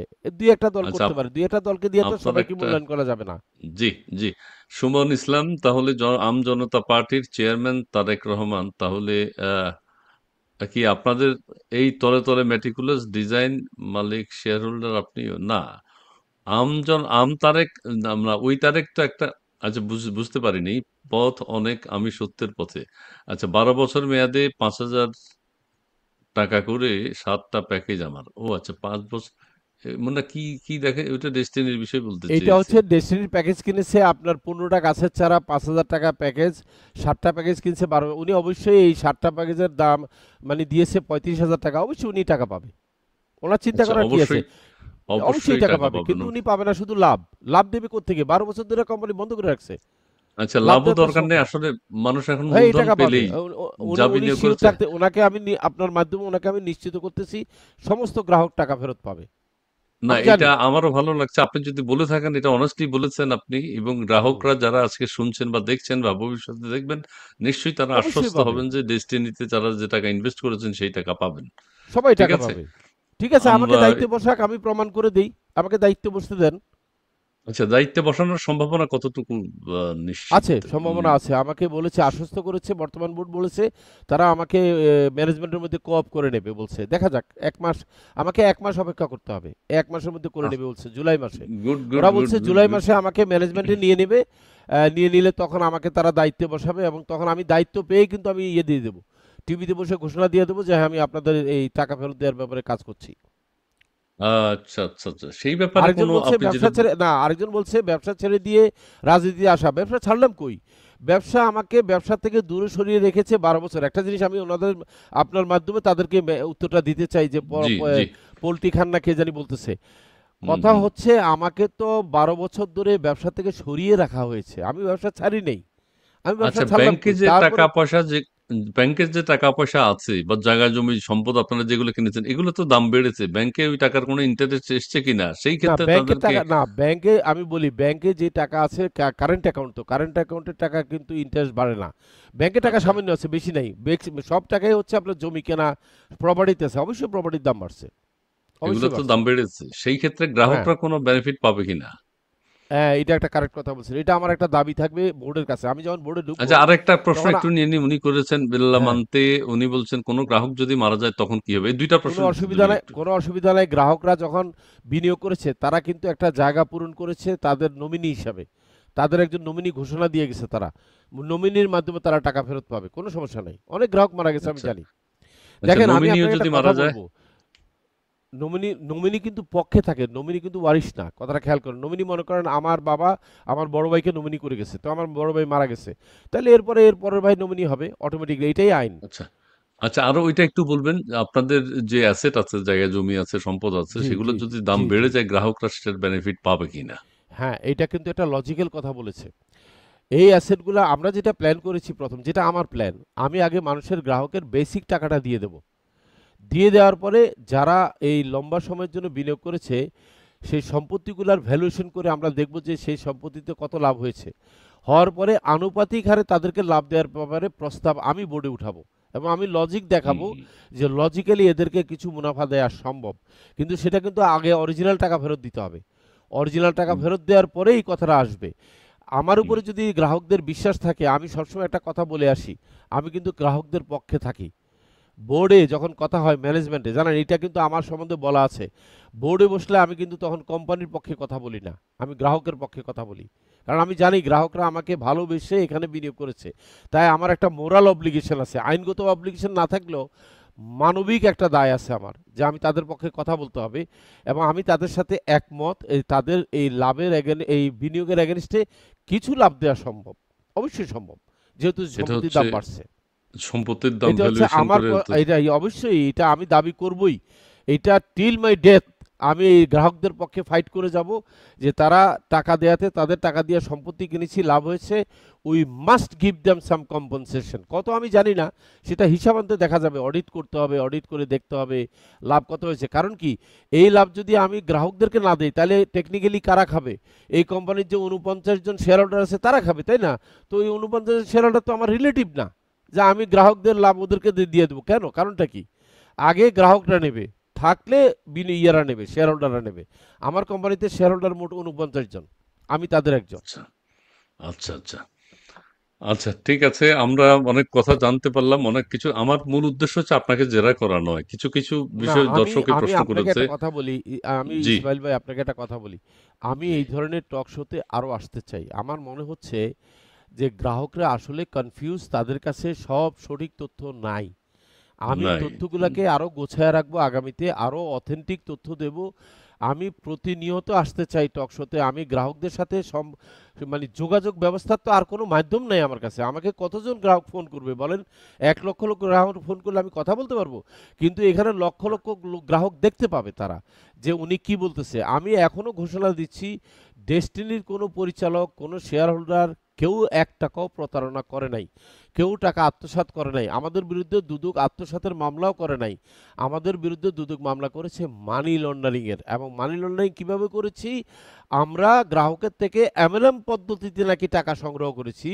যেহেতু এমএলএম পদ্ধতি হচ্ছে অবৈধ পদ্ধতি, আর গ্রাহকের থেকে টাকা রিসিভ করাটা হয়েছে অবৈধ পদ্ধতিতে, আর তাই এটা মানি লন্ডারিং হয়ে গেছে। এই যে আজব একটা ঘটনা, আমি এই ধরনের আচ্ছা, যুক্তি কোনোদিন শুনি নাই। যাক, আপনার এখন বক্তব্য যেটা শুনলাম, আপনি মিডিয়ার সামনে আসতে চান, কথা বলতে চান, গ্রাহকের সাথে অবশ্যই, আপনার সম্পর্ক, নিশ্চয়ই। রিলেশনটা আবার তৈরি করতে চান এবং গ্রাহকদের টাকা জি। ফেরত দিতে চান। এবং আপনার এই কথাটা। যতদিন না গ্রাহকের টাকা, আমি আপনার সাথে ওয়াদা করতেছি, যতদিন না সমস্ত গ্রাহকের টাকা ফেরত পাওয়া হয়, ততদিন আমি মিডিয়াতে লাইভ শোতে আসতে চাই, ততদিন। আচ্ছা, শেষ আপনাকে ব্যক্তির আমরা কোনো আবারও টাকা। আচ্ছা, আপনাকে আমরা আবারও আমন্ত্রণ জানাবো। আপনার এই যে ইনশাল্লাহ। অন্য কোনো বক্তব্য যদি থাকে গ্রাহকদের কল্যাণে, আপনার যদি ভূমিকা আমি থাকে আচ্ছা, এখন গ্রাহকদের আমি বলি, এখানে দুই ধরনের গ্রাহক আছে, আমি এইটা দিয়ে শেষ করতে চাই। এক ধরনের গ্রাহক হচ্ছে যারা গাছে বিনিয়োগ করেছে। যারা গাছে বিনিয়োগ করেছে তাদেরকে আমি একটা সংবাদ দিতে চাই, গাছের বিনিয়োগের টাকা আপনারা অরিজিনাল অবশ্যই ফেরত পাবেন। তবে আমি যতদূর শুনেছি এখনো প্রায় 10 থেকে 20 লক্ষ গাছ জীবিত আছে। এই গাছগুলা কেটে বিক্রি করলে এখান থেকে এক্সট্রা কিছু বেনিফিট আসবে। তো আপনাদের এই গাছের বেনিফিট ফেরত পাওয়ার জন্য আপনাদেরকে যেটা করতে হবে, যেহেতু মাত্র 15ই জানুয়ারি এটা রায় হয়েছে, রায়ের এখন পর্যন্ত সমস্ত ডকুমেন্ট কিন্তু হাইকোর্টে যায়নি। আমরা হাইকোর্টে আপিল করেছি এ রায়ের বিরুদ্ধে। আমি ধারণা করতে পারতেছি এই টি বিনিয়োগকারীদের টাকা ফেরত দিতে দিতে ডিসেম্বর হয়ে যাবে, বুঝছেন? 6 মাস 1 বছর লেগে যাবে এটা গাছের বিনিয়োগের টাকা, কারণ গাছের বিনিয়োগের রায় হয়েছে মাত্র জানুয়ারি মাসে। কিন্তু সুসংবাদ হচ্ছে, যারা সমিতিতে বিনিয়োগ করেছে, সমিতির রায় হয়েছে কিন্তু 22 সালে, এবং এটার কাগজপত্র অনেক ম্যাচিউর হয়ে আছে, এবং সমিতি আবার নতুন করে খুলে দিয়েছে সরকার। সমিতিতে নতুন কমিটি হয়েছে, এবং সেই কমিটিতে নতুন চেয়ারম্যান দিয়েছে, পর্ষদ দিয়েছে, এবং সেখানে সমিতি রাজি হয়েছে, আমাকে সিইও হিসাবে নিয়োগ দেওয়ার জন্য রাজি হয়েছে। এবং এটা সমবায় অধিদপ্তরও আপত্তি করে নাই, বলছে ঠিক আছে, উনি যদি সমিতিতে সিইও হিসাবে চালাইতে চায় আমাদের কোনো আপত্তি নাই। সমিতির লোকদের জন্য সুসংবাদ হচ্ছে দুইটা। একটা হচ্ছে, তারা যদি সমিতির শেয়ারের টাকা এখন ফেরত না নেয়, তাহলে আগামী বছর জুন জুলাইতে যে ডিভিডেন্ড হবে সেখানে একটা ভালো রকম অ্যামাউন্টের টাকা ডিভিডেন্ড পাবে তারা, শেয়ার বহাল রেখে। আর তারা যদি কেউ মনে করে না আমি শেয়ার রাখবো না, আমি বিক্রি করে দেবো, তাহলে তারা শুধু শেয়ারের টাকাটাই ফেরত পাবে। হ্যাঁ, তারা কিন্তু লভ্যাংশ পাবে না, কারণ শেয়ারের টাকা আপনার কখনো লাভ দেওয়ার বিধান কোনো কোম্পানিতে নেই। একমাত্র তারা যদি শেয়ারের টাকাটা ধরে রাখে, তাহলে তারা ভালো মুনাফা পাবে কিন্তু জুন জুলাইতে আগামী বছর। আর হচ্ছে, সমিতিতে আরেকটা গ্রুপ বিনিয়োগ করেছে প্রায় 300-400 কোটি টাকার মতো, সেটা হচ্ছে বিল্ডিং প্রজেক্টে। এই বিল্ডিং প্রজেক্টে কিন্তু আমাদের কাজ শুরু হচ্ছে জুলাই আগস্ট থেকে। এই বিল্ডিং প্রজেক্টের লোকেরা যদি আর একটা বছর ধৈর্য ধরে থাকে, তাহলে বিল্ডিং প্রজেক্টে অরিজিনাল টাকাও পাবে, মুনাফাও পাবে। এই সংবাদটা আমি আপনার মাধ্যমে দিতে চাই। এরা জানে না আচ্ছা, কিন্তু এই বিষয়গুলো। আচ্ছা, আচ্ছা, ঠিক আছে। আমরা ওই যে আমি যে কথাটি বলছিলাম, আপনাকে জেরা করা নয়, দর্শক যে কথাগুলো বলছে সেই কথাগুলো না, কিন্তু আমরা জেরা করার কিছু স্ক্রিনে নাই। দেখিয়েছি। আমি না, আপনাকে আপনি হ্যাঁ, বিব্রত। আমি আপনাকে উত্তর দিতে চাই, উত্তর দিতে চাই আসলে। জি, আমি জি, আপ অবশ্যই জবাব জি, দিতে চাই। আমি মনে করি কি জানেন, অবশ্যই আমার জবাব দিতে আছে জনগণের কাছে, কি বলেন? আমি অবশ্যই, জবাব দিতে অবশ্যই। বাধ্য, আমি জবাব দিতে বাধ্য। এত টাকা। আমি ব্যবসা জি। শুরু করেছি তাদেরকে নিয়ে। এখন আমাকে বিগত সরকার জেলে রাখছে, আমাকে ম্যানেজমেন্ট থেকে সরায় দিচ্ছে। এটা বলে তো আমি আমার বিবেকের কাছে থেকে আমি দায় মুক্তি পাবো না। আমি তো আমার বিবেকের আচ্ছা। কাছে দায়মুক্ত। আচ্ছা, আচ্ছা, আচ্ছা। আমি সর্বশেষ বলতে চাই যে আপনার কথাগুলোকে একদম সত্য। আপনি মন থেকে বলেছেন। আপনি মন থেকে যদি বলে থাকেন, এ দেশের এ হাজার, হাজার আপনাদের যে গ্রাহক, তারা যাতে টাকাগুলো ফেরত পায় এবং সম্পত্তির মূল্যায়ন করে তারা যদি প্রফিটও পায়, সেটি যেন তারা পায় এবং মূলধনটা পেলেও তারা কিন্তু এক ধরনের আশ্বস্ত অবশ্যই, হবে। কারণ অবশ্যই। অনেক টাকা, অনেকে অনেক টাকা বিনিয়োগ করেছে। আপনার সাথে আমরা এখন কোনো বার্গেনিং এ না যেয়ে আসলে কথাবার্তা কিছু হয়েছে। দর্শকদের মতামত আপনি জেনেছেন, অনেকে জানতে চেয়েছে, অনেকের ভিতরে আপনি ক্ষোভ আছে সেটিও দেখতে পেয়েছেন, অনেকের ভিতরে ভুল ধারণাও আছে, আমি আমি অনেকের ভিতরে আপনার সঠিক সাথে আমি ধারণাও আছে। আপনার সাথে আমি আপনার সাথে আপডেট নিয়ে, মানে আপডেট লাগবে তো? জি, আপডেট জি, নিয়ে আমি জি। জুলাই মাসে ১ মাস পরে আবার আসতে চাই আপডেট নিয়ে। জি, আমাকে ১ জি, মাস পরে অবশ্যই, আপনি আবার অবশ্যই। ডাকবেন। তখন আমি হ্যাঁ, অনেক আপডেট দেব। বিনিয়োগের টাকা জি। ফেরত দেয়া নিয়ে অনেক আপডেট দেব ইনশাআল্লাহ। গুড, অনেক গুড, টাকার গুড, গুড, আপডেট দেব। গুড, গুড, গুড, গুড, গুড। প্রিয় দর্শক, আমরা অতীতে কি হয়েছে, আগামীতে কি হবে, বর্তমানে কি হওয়া উচিত সেটি তার কাছ থেকে আমরা শুনতে চাইবো, জানতে চাইবো। মানে গ্রাহকদেরকে উনি কি নির্দেশনা দেন, উনার পক্ষ থেকে গ্রাহকদের সাথে যে লেনদেনের বিষয়টি রয়েছে ডেস্টিনির পক্ষ থেকে, সেটি তিনি নিশ্চয়ই জানাতে পারবেন এবং দর্শক মণ্ডলী আমরা আগামী মাসে যে তার কথা অনুযায়ী রফিকুল সাহেব, হুম। রফিকুল ১ মাস আমিন পরে ওনার আমাকে কথা ডাকেন, আমি অনুযায়ী আপডেট দেব। আমি আপডেট আমরা দেব ১ আমরা মাস ১ মাস পরে। পরে উনি আপগ্রেড গুলো দেবেন এবং টাকা যাতে গ্রাহকরা ফেরত পায়। আমরা সেটাই চাই। আমরা সেইজন্য এখন উনি এইটা জেলে গেলেন এইটা কিনা, আমি উনি জেলের বাইরে থাকলেন কিনা জি, আমি এইটা আপনাকে জানাতে চাই, আমি গ্রাহকদের পক্ষে আছি। আমি জি, তাদের জি। টাকা এই ব্যবস্থাপনা বিভাগ থেকে আদায় করে তাদের হাতে পৌঁছাবো, এটা আমার ওয়াদা। ওকে। এটা যদি হয় তাহলে একটা দৃষ্টান্ত হবে। আমরা সেটাই চাই যে ডেসটিনি প্রত্যেক গ্রাহকের সাথে তাদের সুসম্পর্ক রয়েছে এবং তারা তাদের বিনিয়োগকৃত অর্থ ফেরত পেয়েছে। আমরা চাই আগামী মাসে আপনার সাথে আমি যোগাযোগ রাখবো। আপনি একটা হ্যাঁ, নিশ্চয়ই নতুন পথ ইনশাল্লাহ। মানে তাদেরকে এর আগে সুপথ যেন আমার মৃত্যু না হয়, এর আগে যেন আমি অসুস্থ না হই। ওকে, মানুষের টাকা ফেরত ওকে। দেওয়ার আগে পর্যন্ত ইনশাল্লাহ। ওকে, ওকে।